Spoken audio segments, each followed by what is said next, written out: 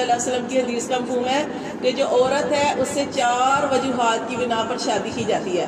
4 وجوہات کی بنا پر عورت سے نکاح کیا جاتا ہے. کیا دیکھا جاتا ہے؟ سب سے پہلے عورت کا مال دیکھا جاتا ہے. مال دیکھا جاتا ہے. کچھ لوگ مال دیکھ کے نکاح کرتے ہیں کہ بڑی مال والی ہے. کچھ لوگ حسب و نسب دیکھتے ہیں کہ خاندان کیسا ہے. اور کچھ لوگ جو ہوتے ہیں حسب و نسب کے بعد کیا دیکھتے ہیں کہ دین بھی دیکھتے ہیں. پھر کیا کچھ لوگ خوبصورتی دیکھتے ہیں. یعنی یہ ساری چیزیں جو ہے 4 چیزیں دیکھی جاتی ہیں. کیا؟ مال، حسب و نسب، اس کی خوبصورتی یا پھر اس کا دین. یہ 4 وجہ سے عورت سے نکاح کیا جاتا ہے. پھر نبی پاک صلی اللہ علیہ وسلم نے ارشاد فرمایا کہ تم عورت سے اس کا دین دے کر، اس کا تقوی دے کر اس سے نکاح کرو، اس کی پرہیزگاری دے کر نکاح کرو. کیونکہ مال دے کر نکاح کیا جاتا ہے، لیکن اس کے لیے اگر عورت سمجھدار ہو، دین والی ہو، تو وہ سارا سسٹم صحیح ہو جاتا ہے. خالی مال سے کچھ نہیں ہوتا. حسب و نسب ہم دیکھتے ہیں کہ خاندان اچھا، وہ بھی ٹھیک، اچھی بات ہے، لیکن آپ سے سنیں یہ 4 چیزوں کی بیان کرنے کے بعد فرمایا کہ سب سے بہترین چیز ہے یہ ہے کہ عورت کا تقوی دیکھو، دین دیکھو کہ اس کے اندر دین کتنا ہے. تم ایسی عورت کو اس کے ساتھ نکاح کرو تو انشاءاللہ تمہارا گھر جو ہے نا وہ گھرانہ جو ہے، نسل جو ہے وہ خوبصورت ہو جائے گی. کیونکہ جو دین والی عورت ہوتی ہے کہ اس نے نسل چلانی ہوتی ہے. اس نے ایک پورا حق، کیونکہ مرد جو ہوتا ہے نا، مرد ہمارے مرد ہیں، کماتے ہیں، اگر وہ تبلیغ بھی کرتے ہیں تو گھر کے باہر ہی کرتے ہیں. گھر کے اندر ماحول کون بناتا ہے؟ ماحول بناتی ہے عورت. کیونکہ سارا دن بچے کس کو دیکھتے ہیں؟ اپنی ماں کو دیکھتے ہیں کہ ماں نماز پڑھ رہی ہے یا بیٹھ کے کھانے دیکھ رہی ہے یا فلمیں دیکھ رہی ہے. بچے تو وہی دیکھنا ہے. تو جو بچے سارا دن دیکھیں گے تو وہی ان کی چیز اندر آئے گی چیز. تو اس لیے کیا کہا جاتا ہے کہ عورت کی دین دے کر اس سے نکاح کرو. تو یہ ایک واقعہ بھی آپ کو بتاتی ہوں کہ اگر عورت سمجھدار ہو تو گھر کیسے خوبصورت طریقے سے چلتا ہے. 3 بھائیوں کا واقعہ کہ 3 بھائی تھے، تو ان کی ایک والدہ تھی جو تھوڑی بزرگ تھی. تو بھائی جو تھے، اب ان کی بہن کوئی نہیں تھی، بیٹی نہیں تھی اس عورت کی، تو بھائی ہی تھے. تو بھائیوں نے کہا، بڑے بھائی جو تھے وہ اسکول بھی جاتے تھے، جو چھوٹا بھائی تھا اسے کہنے لگے کہ بھائی دیکھو، ایک گھر رہے اور 2 پڑھیں گے تو تم ماں کی خدمت کرو. ظاہر ماں کو ضرورت ہوتی ہے کہ ایک بندہ ماں کے پاس ہونا چاہیے. اب کیا ہوا کہ 2 بھائی جو تھے وہ اسکول بھی جاتے تھے، پڑھنا شروع ہو گئے، اور جو چھوٹا بھائی تھا وہ چھوٹا بھائی ماں کی خدمت کرنے لگا، یا گھر کے اندر جو بھی کام تھا وہ کرتا تھا. یہاں تک کہ جو بڑے بھائی تھے وہ پڑھ گئے، اور بڑے بھائیوں نے چھوٹے بھائی سے کہا کہ تمہاری ساری زندگی کا خرچہ ہم اٹھائیں گے، تمہارا خرچہ ہم اٹھائیں گے، کیونکہ ہم پڑھے ہیں اور تم نے ماں کی خدمت کی ہے. تو یہ ہم نہیں کہا تھا کہ تم ماں کی خدمت کرو، تو ہم تمہارا ساری زندگی جو خرچہ ہوگا ہم اٹھائیں گے. تو وہ بھائی نے کہا چلو ٹھیک ہے، مجھے اور کیا چاہیے کہ میں اپنی والدہ کی خدمت کرتا ہوں. یہاں تک کہ وہ جو 2 بڑے بھائی تھے وہ پڑھ بھی گئے، پڑھنے کے بعد اچھی جاب پہ لگ گئے. یہ جو چھوٹا بھائی تھا نہ یہ پڑھا، یہاں تک کہ ماں فوت ہو گئی. اب ماں فوت ہو گئی تب تک تو بھائیوں نے بہت اس کے ساتھ کیا، یعنی اس کو کھلاتے پلاتے اس کا سارا دھیان رکھتے رہے. لیکن جیسے ہی ماں فوت ہوئی تو کچھ ہی ٹائم گزرا تو اب وہ بھائیوں کی شادیاں بھی ہو چکی تھی. اب انہوں نے شادی تو اس بھائی کی بھی کر دی تھی، لیکن اس کا بھی سارا خرچہ کون اٹھاتا تھا؟ اس کے بڑے بھائی اٹھاتے تھے. لیکن چونکہ جب گھر میں بیویاں آ جائیں، پھر اپنے بچے ہو جائیں، تو پھر بہن بھائیوں کا رشتہ پیچھے چلا جاتا ہے. اب وہ بھائیوں نے کہا کہ بھائی پہلے تو ہم تیرا خرچہ اٹھاتے تھے، اب دیکھو ہماری بیویاں ہیں، ہمارے بچے، ہمارے وسائل زیادہ ہو گیا تو ہم تیرا خرچہ نہیں اٹھا سکے. اب وہ بھائی جو چھوٹا بھائی تھا اس کے دل پہ کیا گزری ہوگی، اس کے اوپر تو سمجھے قیامت ہی گزر گئی. اس نے کہا کہ آپ بھائیوں نے مجھے پڑھنے بھی نہیں دیا اور کہا کہ تمہارا ساری زندگی کا خرچہ ہم اٹھائیں گے. اب میں پڑھا بھی نہیں ہوں، اب میں کہاں جاؤں، کہاں روزگار تلاش کروں. بہرحال بھائیوں نے صاف کہہ دیا کہ اب ہمارے پاس کوئی حل نہیں ہے، تم اپنا بوجھ خود اٹھاؤ. کہتے ہیں کہ اس کی یہ جو آج میں نے آپ کو حدیث بتائی ہے کہ عورت سے نکاح کس وجہ سے کرنا چاہیے، اس کی تقوی اور پرہیزگاری دے کر. یہ جو شخص تھا، تیسرا چھوٹا بھائی تھا، اس کی بیوی جو تھی وہ بڑی سمجھدار تھی، وہ سمجھدار تھی، دین والی تھی، سمجھدار تھی. اس نے کہا اپنے شوہر سے، اس نے اپنے شوہر کو دیکھا پریشان دیکھا، روتے ہوئے دیکھا کہ اب میں کیا کروں گا، میرے بھائی بھی ہاتھ مجھے پیچھے کر گئے ہیں، اب وہ میرا خیال ہی رکھتے ہیں، میں کیسے یہ گھر کا خرچہ کروں گا. تو بیوی نے کہا کہ اچھا پریشان نہ ہو. وہ اپنے میکے جاتی ہے اور میکے والوں سے اپنے والدین کے پاس جاتی ہے اور تھوڑے سے پیسے لے کے آتی ہے. پیسے لا کے اپنے شوہر کو دیتی ہے اور کہتی ہے کہ سفید کلر کا نا سوٹ لے کے آؤ، سفید رنگ کا سوٹ لے کے آؤ، اچھا سا جوتا پہنو. وہ ایسے ہی جاتا ہے تو وہ لے کے آتا ہے. وہ کہتا ہے کہ یہ کیا کرنا ہے؟ وہ کہتے ہیں کہ میں بتاتی ہوں کیا کرنا ہے. وہ کہنے لگے کہ یہ جو سوٹ ہے اور یہ جوتا ہے نا، یہ کل تم نے پہن کے تو جہاں پہ تمہارے دونوں بھائی کام کرتے ہیں وہاں پہ جانا ہے. اور دونوں بھائی ایک ہی جگہ پہ کام کرتے تھے اور وہ بادشاہ کے پاس کام کرتے تھے، مزدوری بادشاہ کے پاس ہوتے تھے۔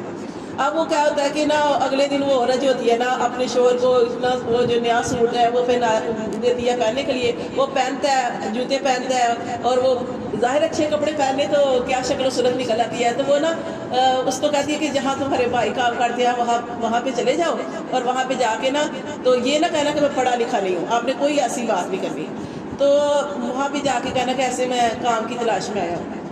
اچھا وہ بندہ چلا جاتا ہے، وہاں پہ جاتا ہے تو اس کے بھائی بھی وہاں پہ ہوتے ہیں، تو لیکن وہ نہیں بتاتے کہ یہ میرا بھائی ہے، اور وہ بھی نہیں کہتا کہ یہ میرے بھائی ہیں، تو وہ نا وہ بڑے حیران ہوتے، کہتے ہیں کہ ہمارا بھائی آج اتنا اس نے نئے کپڑے پہنے ہوئے، یہ کہاں پہ آ گیا؟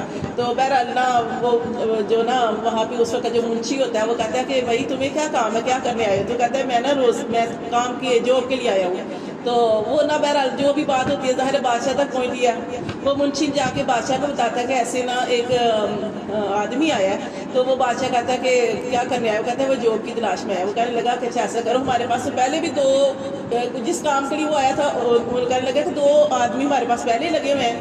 اچھا بادشاہ کے دل میں نا جیسے وہ اللہ نے ڈالی ہوتی چیز، تو بادشاہ نے جو ہے نا اس آدمی سے کہا، اپنے منشی سے کہا کہ ایسے کرو کہ وہ جو 2 آدمی پہلے بھی لگے ہوئے ہیں اس کو نہیں پتا تھا کس کے بھائی ہیں، ان کو بھی بلا لو، اور یہ جو نیا آدمی آیا ہے اس کو بھی دیکھتے ہیں، اور کوئی ایسا کوئی آزماؤ ان کو کہ ہمیں پتہ چلے کہ یہ جو 2 پہلے کام کر رہے ہیں یہ اچھے ہیں یا آنے والا ہمارے لیے فائدہ مند رہے گا۔ اب بس اس کی قسمت اللہ نے چمکانی تھی، کیا ہوا کہ ان دونوں کو بھی بلایا گیا، تو اس کو بھی بلایا گیا، تو کیونکہ ان کی آزمائش کرنی تھی تو وہ اس آدمی نے کیا کیا، منشی جو تھا اس نے کیا کیا کہ جو درخت تھا اس کے اوپر سے ٹڈی پکڑی، ٹڈی پکڑ کے اس نے ہاتھ میں ایسے رکھ لی، کسی کے سامنے نہیں پکڑی، وہ تینوں کو بٹھایا، اس نے کہا کہ میرے ہاتھ میں کیا ہے؟ پہلے ایک بڑے بھائی سے پوچھا جو پہلا وہاں پہ کام کرتا تھا، اس نے سوچا کہ یہ بادشاہ کا منشی ہے، وزیر ہے، تو ظاہر ہے اس کے ہاتھ میں سونا ہی ہوگا۔ بڑے بھائی نے کہا سونا ہے آپ کے ہاتھ میں، اس نے مٹھی نہیں کھولی۔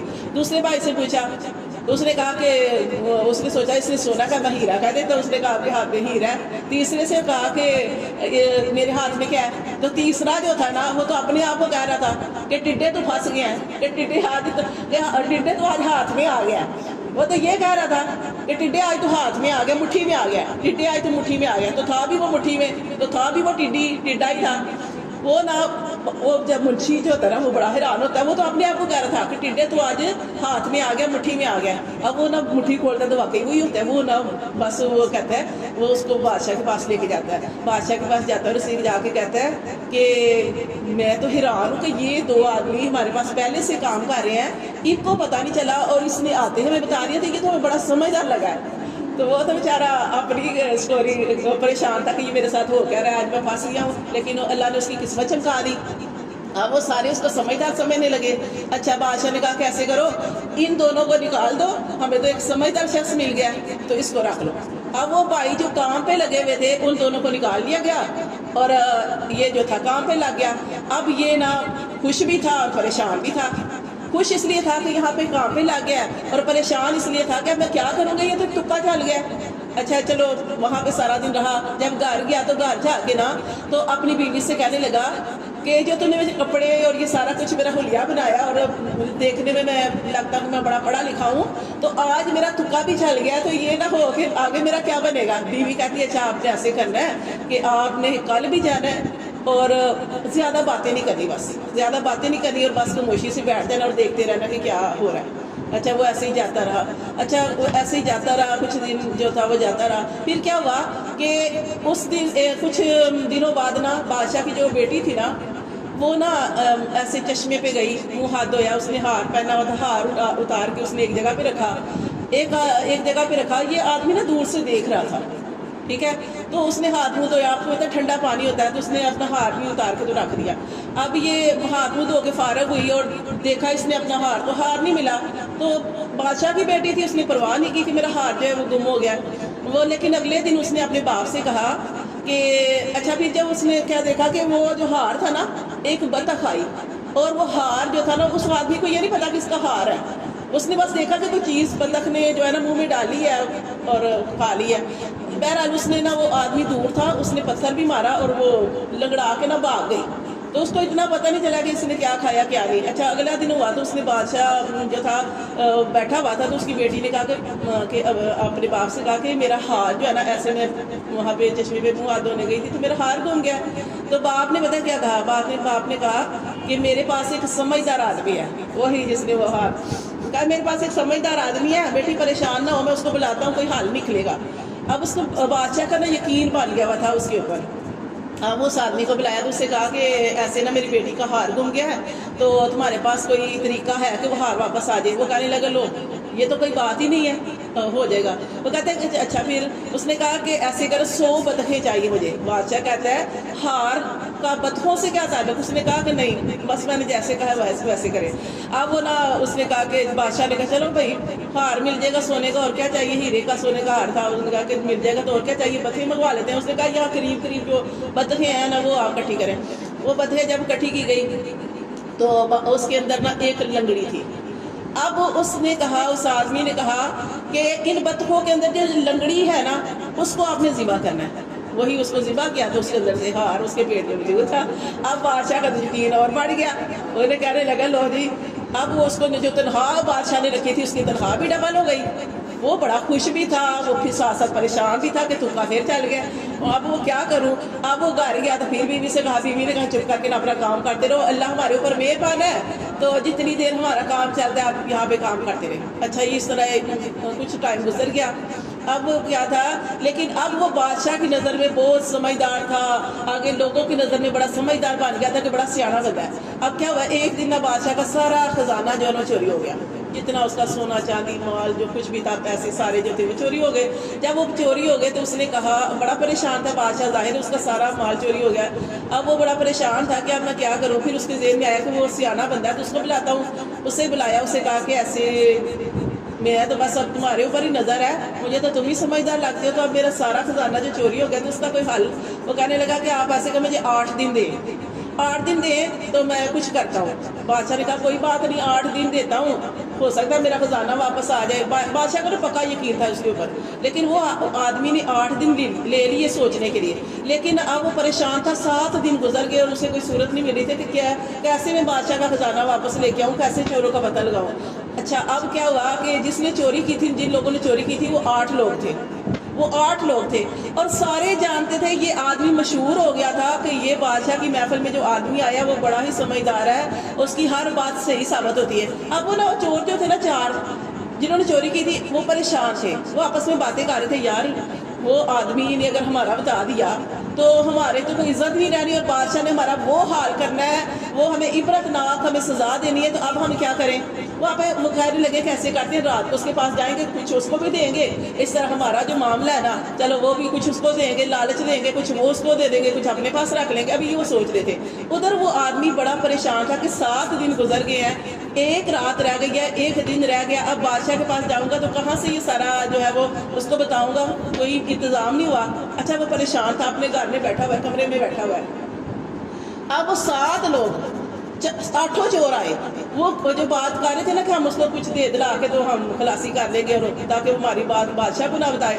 اب وہ 7 لوگ دروازے میں آئے 8 ہی تھے, 7 آئے تو ایک کہنے لگا مجھے پیشاب آ گیا. انہوں نے کہا اچھا چلو ٹھیک ہے. اچھا وہ نا آئے تو 7 ہے, ایک پیشاب کرنے چلا گیا. ادھر وہ نا کمرے میں بیٹھا اونچی آواز میں یہ کہہ رہا ہے 7 گزر گئے ہیں, 1 پیچھے رہ گیا. 7 گزر گئے, 1 پیچھے رہ گیا.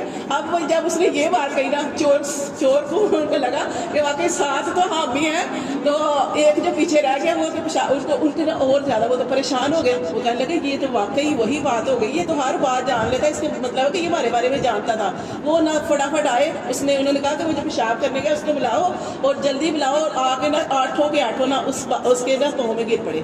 کہنے لگے کہ آپ ہماری عزت رکھنا, آپ نا آدھا سارا آپ لے لو, آدھا آپ لے لو, بے شک سارا لے لو, لیکن ہماری عزت خراب نہ ہو. بادشاہ کو پتہ چل گیا تو بادشاہ نے تو آپ کو پتا ہے عبرت ناک سزا دینی ہے, تو آپ ایسے کرو کہ سارا لے لو, لیکن ہمارا نہ بتانا نا. اب وہ اس طرح وہ کہہ رہے. اچھا اس نے بھی ایسے تکا مارا, اس نے کہا پتا تو مجھے پہلے چل گیا تھا, لیکن میں نے کہا تھا چل تم خود ہی آ جاؤ گے. اچھا پھر انہوں نے کہا کہ ہمارا بتانا نہیں ہے, چلو ہم آپ کو کچھ دیتے ہیں. انہوں نے بہرحال اس کو ذرا خوش کیا, اپنے پاس سے مال دیا. وہ کہنے لگا کہ اچھا نہیں میں نہیں بتاتا. ادھر 8واں دن ہو گیا. جب 8 دن کا ٹائم لیا تھا, ادھر بادشاہ نے کہا, اس نے بادشاہ سے کہا کہ بادشاہ سلامت مال مل گیا. وہ کہنے لگا کہ محفل لگائی جائے. محفل لگی تو اس نے کہا کہ بادشاہ سلامت مال مل گیا. بادشاہ نے کہا کہ کس نے مال چرایا تھا؟ اس نے کہا کہ آپ اس کو چھوڑیں, کس نے چرایا تھا, آپ کو مال چاہیے نا, آپ کا مال مل گیا. ادھر اس نے کیا کیا کہ جو چور تھے نا, آپ کو چاہتا تھا کہ چوروں کو بھی تھوڑا سا فائدہ مل جائے, کہ انہیں چلو ان کو انہوں نے توبہ تو کر لی تھی, لیکن اس نے چوروں سے کہا کہ ایسے کروں گا کہ میں بادشاہ کو اگلے دن جا کے کہوں گا کہ مال مل گیا, چوروں کا نہیں بتاؤں گا, تمہارا نہیں بتاؤں گا, لیکن جیسے میں کہوں گا نا کہ اس خزانے کو جو چوری ہوا اس کو اٹھانے کے لیے 8 لوگوں کی ضرورت ہے, تو تم 8 فوراً آ جانا, تم فوراً 8 آ جانا. تو وہ اس نے ایسے کیا. بادشاہ کہا کہ وہ آپ کا خزانہ مل گیا. تو بادشاہ کا چور کہاں ہے؟ ان کا چوروں کو چھوڑیں, آپ چور بعد میں ملتے رہیں گے, بس آپ یہ کہ آپ کا خزانہ لانے کے لیے مجھے 8 لوگوں کی ضرورت ہے. تو بادشاہ نے اعلان کیا, وہ 8 فٹافٹ اندر آ گئے. اس نے کہا کہ یہ 8 لوگ چاہیے اس خزانے کو لانے کے لیے. بادشاہ سلامت چوروں کو چھوڑے, وہ بعد میں دیکھ لیں گے, خزانہ تو اپنا لے. یہ 8 لوگ کے خزانہ اس کا جہاں پہ پڑا ہوا تھا وہ لے کے آئے. ان کو تو پتا تھا کہاں پہ پڑا ہوا, وہ لے کے آئے. تو بادشاہ نے کہا کہ اب ان کو ڈبل مزدوری میں دوں گا کہ یہ جو خزانہ جو لے کے آئے. تو اس کی بھی بات رہ گئی, اس کی بھی بات رہ گئی. اب یہ کیا ہوا, یہ اس کا پھر تکا چل گیا. اس کو بہرحال بادشاہ نے کہا کہ تو نے تو اتنا بڑا کام کیا نا کہ میں سوچ بھی نہیں سکتا کہ میرا اتنا کروڑوں کا یہ خزانہ, تو مطلب اربوں کا, تو یہ تو نے اتنا واپس لے کے آیا, اور یہ تمہاری وجہ سے ہے. اور وہ بندہ اتنا مشہور ہو گیا, اتنا مشہور ہو گیا کہ وہ اب لیکن وہ بندہ جو ہے اپنے گھر گیا تھا, اپنی بیوی سے کہا کہ اب ہمیں یہاں سے چلے جانا چاہیے. یہ تو 2-3 تکے لگ گئے ہیں, اب ہمارا یہ نہ ہمارا معاملہ خراب ہو جائے, کوئی راز کھل گیا تو بادشاہ تو ہمارے ساتھ برا سلوک کرے گا. اس نے اپنی بیوی سے کہا, بیوی نے کہا چلو ایسے کرتے ہیں, ہم راتوں رات یہاں سے نکل جاتے ہیں, ہماری جو اللہ نے عزت بنائی ہے وہ عزت بنی رہے. اب یہ رات کو جا رہے تھے, رستے میں ان کو ایک آدمی مل گیا. ایک آدمی جب ملا تو اس نے پوچھا کہ کہاں جا رہے, تو اس آدمی کے منہ سے نکل گیا کہ میں دوسرے شہر جا رہا ہوں, یہاں سے چھوڑ کے جا رہا ہوں. یہ بس نکل گیا. اب اس آدمی نے جا کے یہ بات بادشاہ کو بتائی. اب بادشاہ کا تو بڑا پسندیدہ تھا. بادشاہ نے پیچھے فوجیں بھیجی, اس کو جہاں بھی تھا اس کو پکڑ کے لے آئے. اس کے کہنے بادشاہ نے کہا تم کہاں جا رہے تھے, میں تو تمہارے اوپر اتنا اعتماد کرتا ہوں, تم اتنے کام کے بندے اور تم مجھے چھوڑ کے جا رہے ہو. تو پھر اس نے نا کہا کہ بادشاہ سلامت مجھے معاف کر دیں, میں تو یہ میرے تکے چلتے رہے ہیں, تو میں آپ کو دھوکہ نہیں دینا چاہتا, میں ان پڑھ ہوں, میری یہ سٹوری ہے, میرے بھائی ایسے تھے, وہ انہوں نے کہا تھا کہ تیرا خرچہ اٹھاؤں گا, وہ ہاتھ کھینچ گئے, اب میں پریشان تھا تو یہاں پہ میرے تکے چلتے رہے. اور بادشاہ سلامت میں آپ کا دل آزاری نہیں کرنا چاہتا تھا, اور میری بھی یہاں پہ عزت بنی ہوئی تھی. تو میں بادشاہ نے کہا تو نے ایک سچ بولا ہے, دوسرا میرا تمہارے اوپر بڑا اعتماد ہے, اب جب تک میری زندگی ہے یہاں سے کھاؤ پیو, لیکن یہ ہے کہ میں تمہیں جانے کہیں نہیں دوں گا. تو یہ جو ہوتا ہے ایک سچ بولنا, یہ دیکھیں کتنی چیزیں اس کے اندر آ گئی ہیں. ایک جو سچ بولنا ہے. اور بعض دفعہ کیا ہوتا ہے کہ آپ یقین کریں, جیسے بڑے بھائی ہوتے ہیں, کوئی باہر گیا ہوتا ہے یا چھوٹا بھائی ہوتا ہے تو کہتے ہیں کوئی بات نہیں, اس کا تو ہم خرچہ اٹھا لیں گے. یہ وقتی باتیں ہوتی ہیں, یقین کریں وقتی باتیں ہوتی ہیں. وہ تھوڑی دیر کریں گے, جب بیوی بچے آ جائیں گے, جیسے ابھی ہم نے پڑھا تو میں نے آپ کو بتایا کہ بیوی بچے آ گئے, پھر بھائیوں بہنوں کا رشتہ پیچھے چلا جاتا ہے, پھر کوئی نہیں کرتا.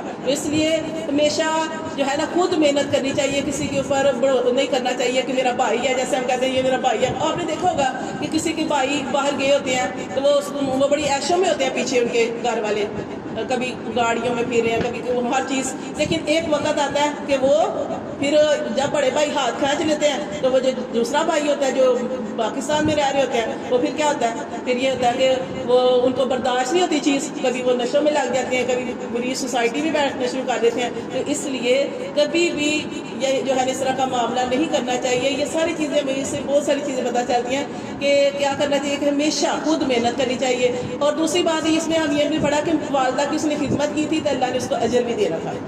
تو جو والدہ کی خدمت کرتے ہیں اس کو اللہ اجر جو ضرور دیتے ہیں. یقین کریں ہمارے جو ساتھ نیبر ہے نا, تو ان کا بھی دیکھ لیں, ان کی والدہ تھی نا, چھوٹا بھائی ہی ماں کی خدمت کرتا تھا, بڑے جو تھے کاموں پہ لگے ہوئے تھے تو چھوٹا ہی خدمت کرتا تھا, لیکن اللہ تعالیٰ نے اس کو اس کا اجر بڑھا دیا ہے. اب دیکھیں وہ جو ہے وہ باہر والدہ فوت ہوئی ہے, تو اب اس بھائیوں نے, لیکن اس کے بھائی اچھے ہیں, انہوں نے باہر بلا لیا, اس کو سیٹ کر لیا.